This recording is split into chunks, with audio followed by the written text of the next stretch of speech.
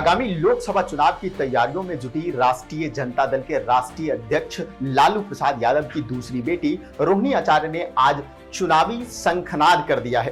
वो पहली बार आज जनता के बीच पहुंची। सियासी पिच पर औपचारिक लॉन्चिंग के बाद रोहिणी आचार्य ने आज लालू यादव, राबड़ी देवी का आशीर्वाद लेने के बाद अपने चुनावी कैंपेन की शुरुआत की।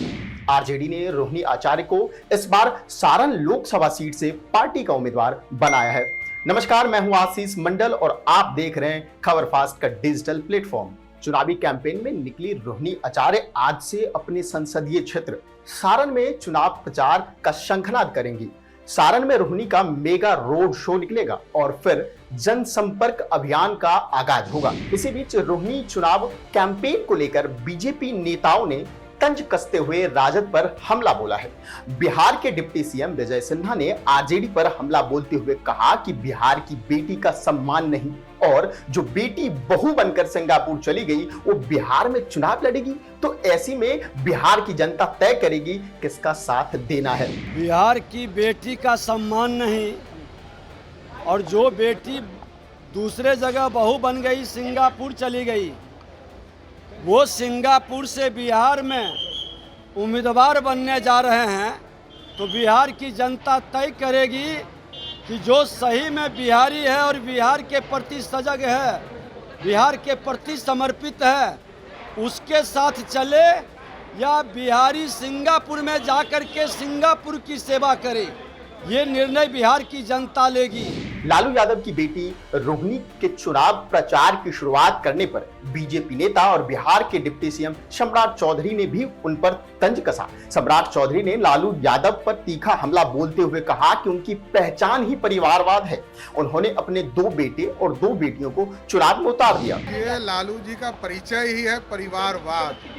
हम लोग ये चिंतित हैं कि लालू जी ने 2 बेटा 2 बेटी को तो उतार दिया, हमारी 5 बहनें बच गई है, उनको कब उतारते हैं? ये तो रोहिणी आचार्य इस बार राजद की टिकट पर सारण सीट से अपनी सियासी पारी की शुरुआत करेगी। इस सीट पर रोहिणी की टक्कर बीजेपी प्रत्याशी राजीव प्रताप रूडी से होगा। बिहार में लोकसभा की 40 सीटें हैं जिन पर विपक्ष, गठबंधन और एनडीए के बीच कड़ी टक्कर देखने को मिल सकती है। रोहिणी ने दावा किया कि बिहार में लोकसभा की सभी 40 सीटों पर महागठबंधन की जीत होगी। वहीं दूसरी तरफ बिहार में एनडीए की सहयोगी लोक जनशक्ति पार्टी रामविलास गुट के राष्ट्रीय अध्यक्ष चिराग पासवान ने कहा कि जहां एक तरफ हम लोकसभा चुनाव के मद्देनजर नामांकन आदि कार्यों में लगे हुए हैं, वहीं महागठबंधन के भीतर सीटों और प्रत्याशियों को लेकर तमाम विवाद हैं। पहले भी उनके परिवार के कई सदस्यों ने रूडी जी को हराने का प्रयास किया था।